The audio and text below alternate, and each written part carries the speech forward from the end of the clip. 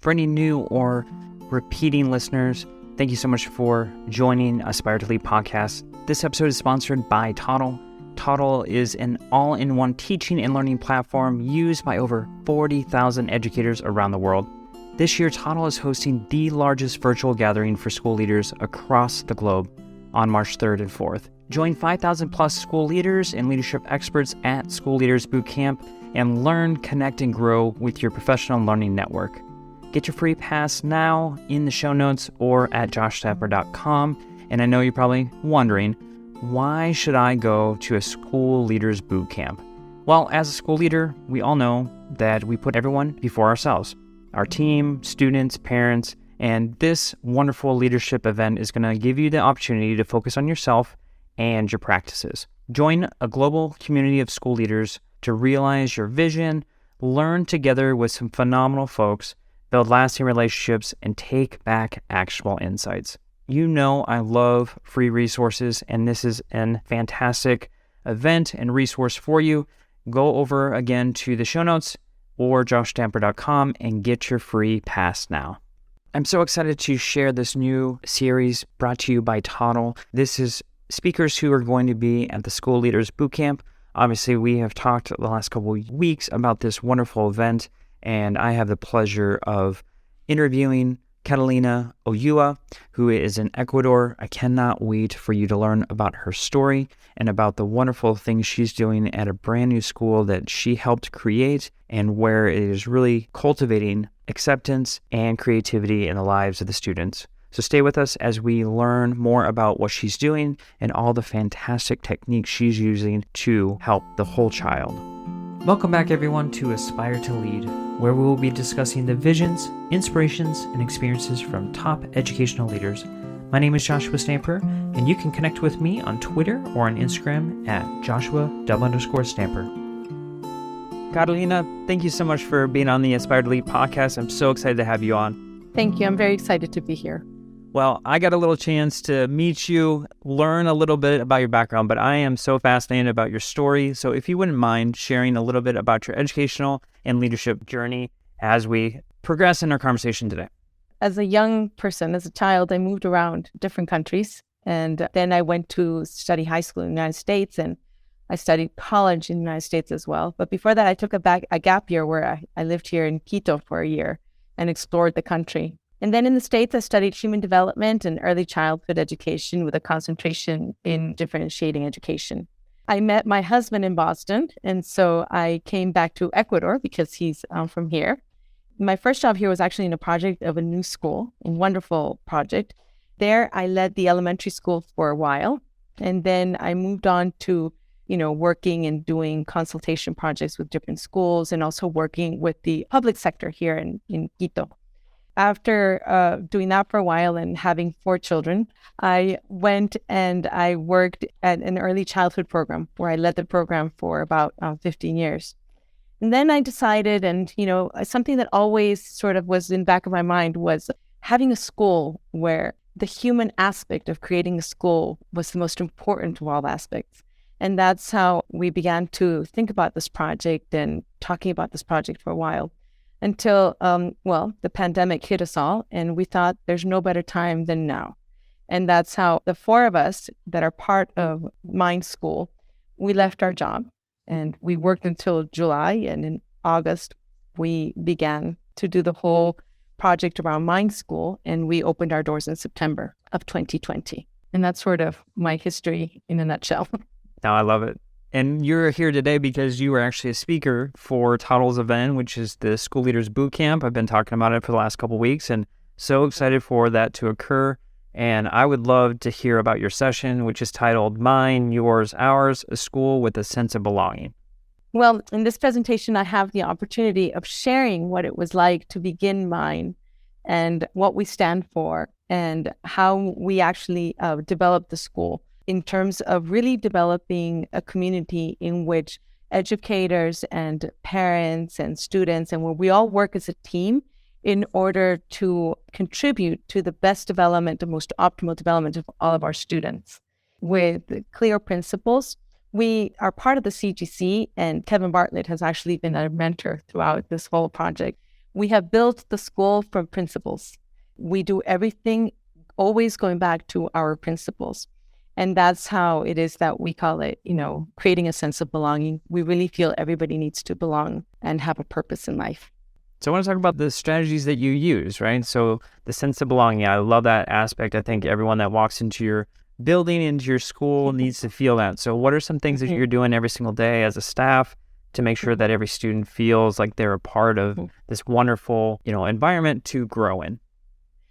Well, every day we're ready to greet our students and to relate and to ask our students how they're doing, how they're feeling, and to connect. We make a purpose of always connecting with our students before we begin the day to greet them. So everybody says, we should be called something else, not really a school.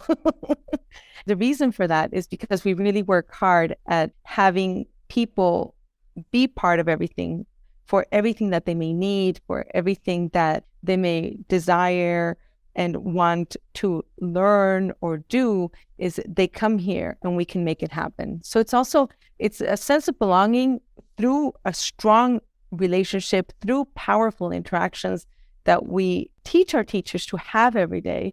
With that connection, we're always able to then see where we can grow, how we can do things as a team. So the concept of the mind school, where did that come from? And for myself, I feel like this is a foreign concept. So, if I was to walk into your building and experience it for myself, can you just kind of give a layout of what the school is all about? Of course. So we were going to begin the school actually with only 14 students. And before we knew it, in the blink of an eye, we had 47 students the first year. And then we grew immediately the next year to 98 students. And right now we have 178 students. In the midst of everything, you walk into mine and you actually walk into an old house, very much like, farms in Latin America type of thing, with a lot of nature all around. Obviously, in the house, we can't really, have space for everybody. The first year we built these 3 small classrooms, and we're always thinking of being sustainable. So we needed to build classrooms that we could take with us. So we built these 3 beautiful classrooms, and that sort of did the job for us the second year. And for this year, we wanted something even more sustainable and something more friendly with the environment. And so actually a lot of our classrooms take place in domes, in these beautiful domes that have a circular shape and with a beautiful sound and acoustic inside. And our pre-K classrooms actually take place in 2 safaris. We sort of went with that option, and we're actually going to stick to that option for a while. We have to move for next year, and we'll be having a school in domes for a while and creating our labs and everything within our domes. There was something magical here that happened the first year, and we knew we were doing a lot of things to create relationship. And now you have to understand that the first year here in Quito, we were supposed to have online education.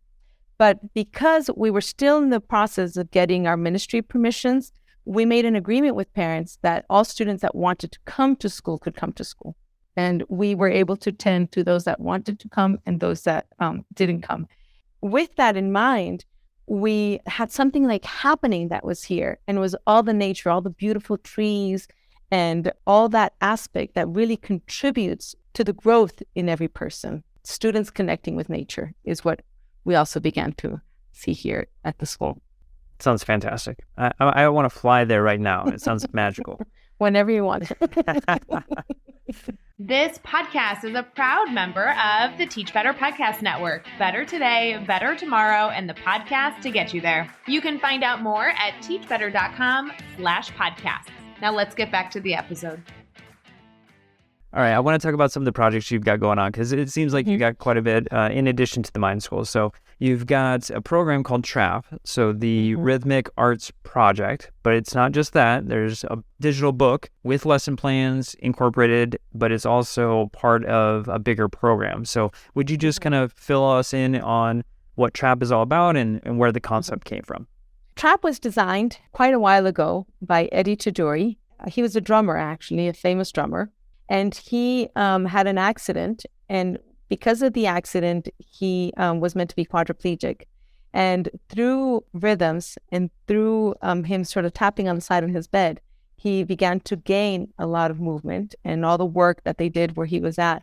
Because of this, he was inspired and he developed the program of trap. And so it's basically drums that are very specific to the type of drums that you have to use.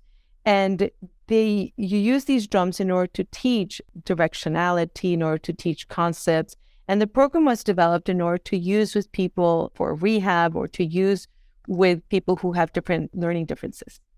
When we met Eddie, we saw such potential in the program that a team of us went into the project of writing this book and making trap for all of early childhood up to second grade as part of the learning process, as part of acquiring concepts and knowledge. And now we actually use it all the way to adults in different programs that we have for people that may need more sensory integration, people who have certain differences in their learning, and they may need certain support. Trap is just beautiful because it sort of does it all in one. And the most beautiful part about trap is that it naturally gives you very powerful interactions. There's no going wrong. There's always, if you reach a certain level, you can reach the next level. There's always moving along. And there's also the aspect that through this program, we developed a concept that's called expect intelligence. And that we also use in mine a great deal, is if you expect intelligence from everybody and you socialize it, you let everybody know what you're expecting. Till this day, I don't know of anybody that's ever lived up to it.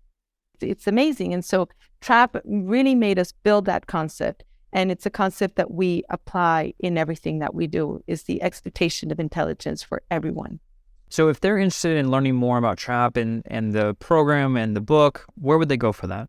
They could email me or through my Instagram account or Facebook account, write us a message, and then we could begin all types of process. Perfect. And we'll talk at the end of this episode in regards to how they can connect with you in all three of those areas.